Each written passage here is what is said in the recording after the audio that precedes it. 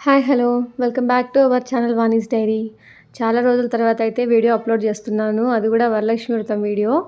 ఇన్ని రోజులు వీడియోస్ ఎందుకు పెట్టలేదు అంటే ఇంట్లో కొంచెం పెద్దవాళ్ళకి హెల్త్ బాలేక హాస్పిటల్‌లో ఉన్నారు. అందుకోసమే కుదరలేదు.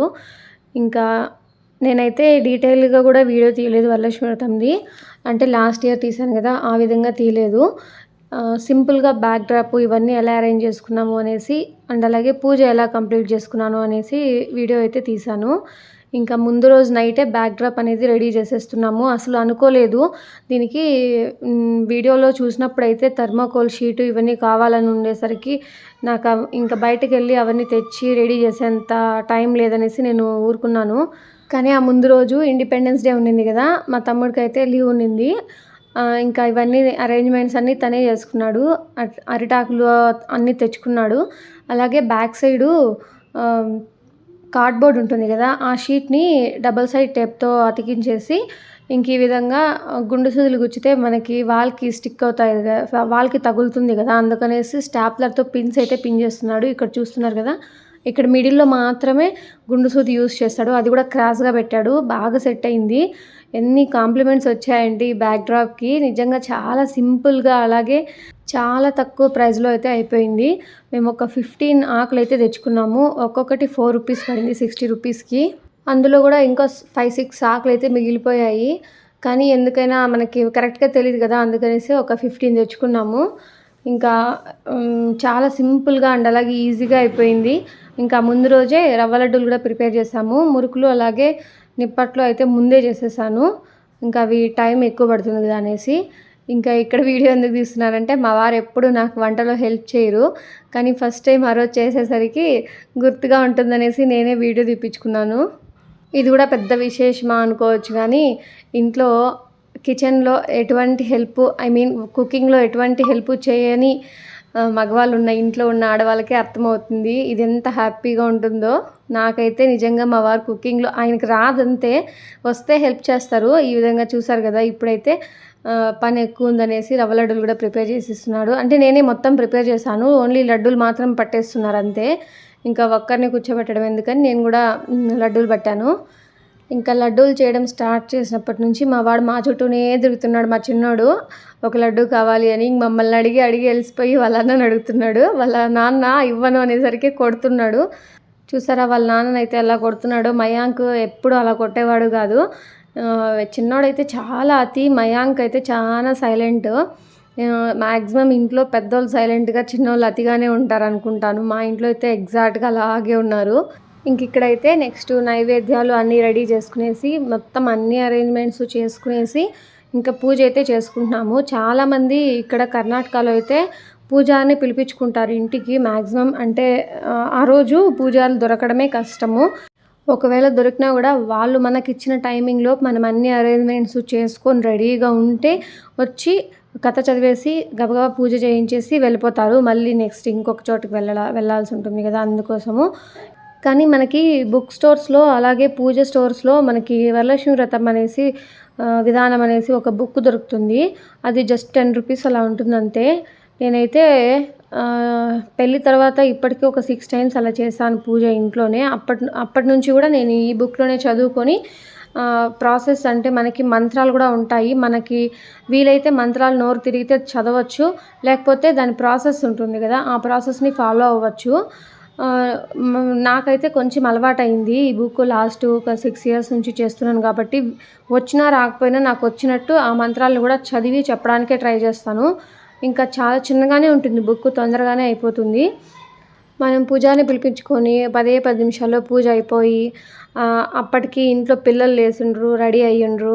మనం మాత్రమే పూజలో కూర్చొని పూజ 10 నిమిషాల్లో అయిపోవడం కన్నా మనం ఈ విధంగా ఇంట్లో అందరూ నిద్ర లేచి ప్రసాదాలన్నీ నీట్‌గా చేసుకొని ఇంట్లో అందరూ రెడీ అయ్యి అందరూ పూజలో కూర్చొని మనం ఈ విధంగా హాఫ్ అన్ అవర్ పూజ చేసుకుంటే చాలా ప్రశాంతంగా ఉంటుంది. పూజ చేసిన సాటిస్ఫాక్షన్ అయితే ఉంటుంది.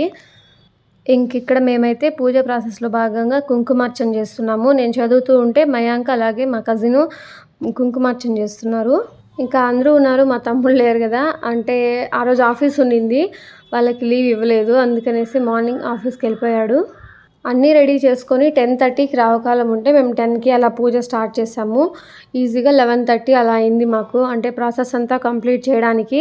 ఇంకా లాస్ట్‌లో కథ అన్నీ కూడా కంప్లీట్ అవ్వడానికి 11:30 అయింది. అండ్ మీరెలా పూజ చేసుకున్నారు? మీరే చేసుకున్నారా? లేకపోతే పూజారిని పిలిపించారా? అండ్ వరలక్ష్మి వ్రతం ఇంకా చేసుకున్నారా? లేకపోతే నెక్స్ట్ వీక్ అలా ఏమైనా చేసుకుంటారా? కామెంట్ చేయండి. ఇక్కడ నేను ఇప్పుడు హారతి అలాగే కడ్డీలు తిప్పుతున్నాను కదా, ఇది కూడా బుక్లో ఉంటుంది. మనం మామూలుగా నార్మల్గా చేసే పూజ అంతా కంప్లీట్ చేసుకునేసి, అంటే గణపతిని చేసుకునేసి దీపారాధన చేసుకునేసి సాంబ్రాణి కడ్డీలు వెలిగించేసి అలాగే కొబ్బరికాయ కూడా కొట్టేసి తర్వాత పూజలో కూర్చుంటాను.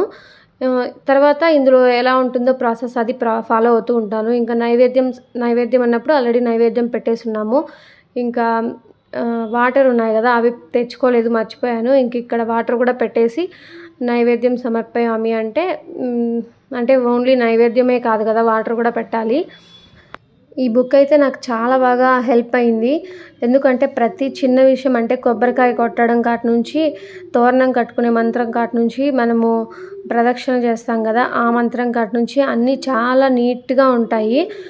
అండ్ అలాగే మనము ఎప్పుడు హారతి ఇవ్వాలి, ఎప్పుడు ధూపం వేయాలి, ఎప్పుడు నైవేద్యం సమర్పించాలి అనేది కూడా చాలా క్లియర్గా ఉంటుంది. నాకైతే ఈ బుక్ చాలా బాగా నచ్చింది. ఎవరైనా కొత్తగా వరలక్ష్మి వ్రతం చేసుకోవాలనుకునే వాళ్ళు కానీ, ఆల్రెడీ చేసుకుంటూ ప్రాసెస్ తెలియక ఇబ్బంది పడి ఫోన్లో కానీ లేకపోతే టీవీలో కానీ ఇలా పెట్టుకొని ఇబ్బంది పడుతున్న వాళ్ళు కానీ నిజంగా నేను ఈ బుక్ అయితే సజెస్ట్ చేస్తాను. చాలా బాగుంది. మనకి ఒక పూజారి అవసరం లేదు, అంత నీట్గా ఉంది. మనకి మంత్రాలతో సహా నీట్గా చెప్పేశారు. ఈ విధంగా తోరం కట్టుకున్న తర్వాత మనము ఒకరికి కానీ లేకపోతే ఇద్దరికి కానీ ఎంతమంది అవైలబుల్గా ఉంటే అప్పుడు అంతమందికి వాయనం ఇచ్చేసి తర్వాత కథ చదువుకోవాలి.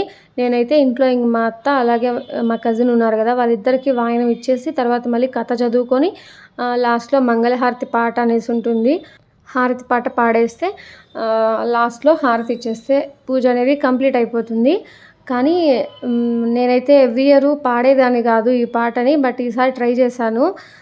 ఎందుకంటే అమ్మవారు ఈ పూజలకి వీటికన్నా కూడా సంగీతానికి చాలా ఇంప్రెస్ అవుతారంట. అండ్ అలాగే మనం ఏమైనా కోరికలు కోరుకున్నా కూడా ఈరోజు చాలా బాగా నెరవేరుతాయి అని అంటారు. వరలక్ష్మి వ్రతం కదా, వరాలు కురిపిస్తుంది అన్నట్టు. నేనైతే ఈ ఇయర్ ఒక కోరుకున్నాను, అది తీరిందా లేదా అనేసి నెక్స్ట్ ఇయర్కి చెప్తాను. అదే రోజు ఈవినింగ్ అండ్ నైట్ వరకు నేను వేరే వాళ్ళు ఇంటికి పిలిచి వాయనం తీసుకోవడానికి పిలుస్తారు కదా, అలా చాలా చోట్లకు వెళ్ళేసి వచ్చాను. వాళ్ళు కూడా చాలా బాగా అలంకరించి చాలా బాగా చేసుకున్నారు పూజలు అయితే. బట్ ఎక్కడ కూడా వీడియో తీయలేదు, ఎందుకంటే నాకు ఇలా యూట్యూబ్ ఛానల్ ఉందని కానీ నేను ఇలా యూట్యూబ్లో వీడియోస్ చేస్తానని కానీ ఎవ్వరికీ తెలీదు. అందరూ మా రిలేటివ్స్ అండ్ నైబర్సే కానీ ఎవరికీ తెలీదు. అందుకే వాళ్ళు వచ్చినప్పుడు కూడా నేనేమీ వీడియో తీయలేదు. ఎందుకంటే మనం కంఫర్టబుల్గా ఫీల్ అవ్వచ్చు కానీ వాళ్ళు కొంచెం ఇబ్బందిగా ఫీల్ అయితే మనకి మళ్ళీ బాగుండదు కదా. వీళ్ళ ఇంటికి ఎందుకు వచ్చామా అని అనుకుంటారేమో మనసులో అయినా అనేసి నాకు అదొక ఫీలింగ్ అనమాట. నేను అందుకే ఎవరి దగ్గర వీడియో అడగను అండ్ ఫోటో కూడా అడగను. చాలామంది ఇంటికి వెళ్ళినప్పుడైతే రిటర్న్ గిఫ్ట్స్ కూడా ఇచ్చారు. బట్ నేనేమి రిటర్న్ గిఫ్ట్స్ అలాంటివి కూడా ఏమీ తీసుకురాలేదు. ఎందుకంటే చెప్పాను కదా, సిచ్యువేషన్ ఇంట్లో బాగాలేదనేసి. అసలు పూజ కూడా చేస్తామా చేయమా అనుకున్నాము. అనుకోకుండా 2 days ముందు నుంచినే ఇవన్నీ కావాల్సినవన్నీ తెచ్చుకొని ప్రిపేర్ చేసుకొని బట్ ఇల్లు అయితే క్లీన్ చేసి పెట్టుకున్నాం. కానీ ముందు నుంచి ఏమీ ప్రిపరేషన్స్ అయితే ఏమీ చేయలేదు. అనుకోకుండా స్టార్ట్ చేశాం కదా, అందుకే రిటర్న్ గిఫ్ట్స్ కానీ ఏమీ ప్లాన్ చేయలేదు. నేను దేవుడి కోసం చేశాను కదా, మురుకులు అలాగే నిప్పట్లు, రవ్వ లడ్డూలు, వీటినే ప్రసాదం కింద పెట్టేసి వాయనం ఇచ్చేటప్పుడు ఒక్కొక్కరికి 2 అన్ని మురుకులు 2, నిప్పట్లు 2, ఒక లడ్డు అలాగా పసుపు కుంకుమ ఇచ్చినప్పుడే ఒక 2 ఫ్రూట్స్ ఏవైనా అలా పెట్టి ఇచ్చేసాను. అన్నీ అనుకోకుండా జరిగిపోయాయి. అలా ముందుగా ఏమీ ప్లాన్ చేసుకోకపోయినా కూడా చాలా బాగా జరిగింది ఈసారి పూజ అయితే. ఇంటికి వచ్చినప్పుడు కూడా చాలామంది చెప్పారు, మీ అమ్మవారు చాలా బాగుంది, డెకరేషన్ అంతా బ్యాక్ డ్రాప్ అంతా చాలా బాగుంది, ఎవరు చేశారు అని అడిగారు. అండ్ అలాగే వాట్సాప్లో స్టేటస్ అవి పెట్టుకున్నప్పుడు కూడా చాలామంది మెసేజెస్ చేశారు, చాలా బాగున్నాయి, శారీస్ కూడా బాగున్నాయి, నేను కట్టుకున్న శారీ అండ్ అలాగే అమ్మవారికి కట్టిన శారీ కూడా చాలా బాగున్నాయి అని మెసేజ్ చేశారు. చాలా హ్యాపీ ఫీల్ అయిపోయాను. పూజ ప్రాసెస్ అంతా అయిపోయిన తర్వాత మా వారి దగ్గర ఆశీర్వాదం తీసుకుంటున్నాను. ఇది కంపల్సరీ కదా, ఇయర్లీ 1 or 2 అంతే. వరలక్ష్మి వ్రతంకి ఒకసారి, మధ్యలో ఇంకెప్పుడైనా సత్యనారాయణ స్వామి పూజలు గానీ, అలాంటివి ఏవైనా జరిగినప్పుడు, లేకపోతే ఇంకొన్ని సందర్భాల్లో మాత్రమే ఆశీర్వాదం తీసుకుంటూ ఉంటాము. ఇంకా ప్రసాదాలైతే చాలా బాగా కుదిరాయి అన్నీ గూడాను. పులిహోర, చక్కెర పొంగలి, శనగలు అండ్ అలాగే కర్డ్ రైస్ చేశాను. దద్దోజనం చాలా బాగా కుదిరాయి. టేస్ట్ కూడా అన్నీ పర్ఫెక్ట్‌గా సరిపోయాయి. ఇంకా పూజ కంప్లీట్ అయిపోయిన తర్వాత పిల్లలు, మా వారు అయితే లంచ్ చేసేసారు. అంటే లంచ్, టిఫిన్ 2 అవే గదా! ఇంక మా వారైతే ఆఫీస్‌లో ఏదో వర్క్ ఉందనేసి తొందరగా వెళ్ళాలని వెళ్ళిపోయారు. ఇంకా నేను, మా కజిను కథ పూర్తి చేసుకొని, అలాగే దేవుడికి హారతి ఇచ్చేసి, ఇంక ఇప్పుడైతే మేము తింటున్నాము. ప్రసాదాలన్నీ చాలా బాగా కుదిరాయి. అండ్ అలాగే ఈసారి పండగైతే చాలా హ్యాపీగా జరిగింది. చాలా సాటిస్ఫైడ్‌గా పూజ చేసుకున్నాం ఈసారి. అన్ని ఫెస్టివల్స్ వాళ్ళ ఇంట్లో వాళ్ళు వండుకొని, వాళ్ళ ఇంట్లో వాళ్ళు పూజ చేసుకొని, అందరూ ఇంట్లో వాళ్ళు కలిసి తింటారు కదా! బట్ ఈసారి మాత్రం మన ఇంట్లో పూజ చేసుకొని కంపల్సరీగా పిలిచిన వాళ్ళ ఇండ్లకి, అందరి ఇండ్లకి వెళ్ళి పసుపు, కుంకుమ తెచ్చుకుంటాము. మన ఇండ్లకు కూడా పిలిచిన వాళ్ళందరూ వస్తారు. అందరికీ పసుపు, కుంకుమ ఇస్తాము. నాకెందుకో ఈ ఫెస్టివల్ అంటే చాలా ఇష్టము. మన ఇంట్లో మనమే కాకుండా మన ఇంటికి అందరూ వస్తారు. అందరి ఇంటికి మనము వెళ్తాం కదా! చాలా బావుంటుంది ఈ ఫెస్టివల్. నాకు చాలా ఇష్టము. ఇంకా ఆఫ్టర్‌నూన్ 2:00కి అలా మా వారైతే ఆఫీస్ నుంచి వచ్చేసారు. ఇంకా మా ఇంటి దగ్గరలోనే టెంపుల్ ఉంటుంది. మీకు ఇంతకుముందు వీడియోస్‌లో కూడా చూపించుంటాను లక్ష్మీదేవి టెంపుల్ అనేసి. అక్కడైతే వరలక్ష్మి వ్రతంకి ఎవ్రీ ఇయర్ ఈ విధంగా డెకరేషన్ చేస్తారు. అంటే 108 లక్ష్మీదేవుల్ని అలంకరించి స్టాండ్స్ లాగా పెట్టేసి వాటి పేర్లు అండ్ అలాగే దాతలు ఉంటారు కదా! ఏమైనా అమౌంట్ ఇచ్చిన దాతలు వాళ్ళ నేమ్స్ అలా పేపర్స్ పైన రాసి అన్ని లక్ష్మీదేవుల్ని అరేంజ్ చేసి పెట్టుంటారు.